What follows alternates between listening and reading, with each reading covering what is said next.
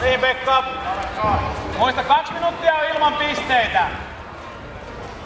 Voit lähteä yrittää siinä 2 minuutin aikana tekee omia temppuja.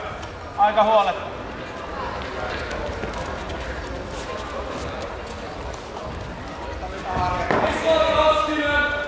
Mähän saan mennä kuuluun. Mä tässä.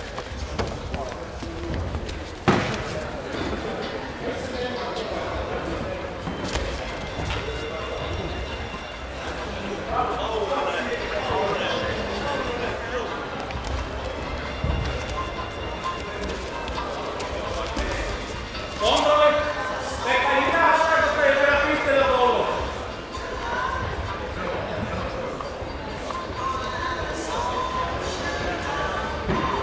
Hyvä kontrolli vaan.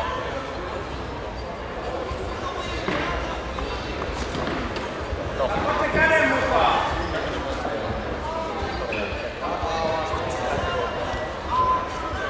Analysoi vähän. Sitä voi ihan tutullekin, että meillä on yksi sellainen salli, mikä on teknisesti ihan hyvä. Sitten se on tyhjä. Se makailee vaan kisataan, se ei yritä koskaan mitään.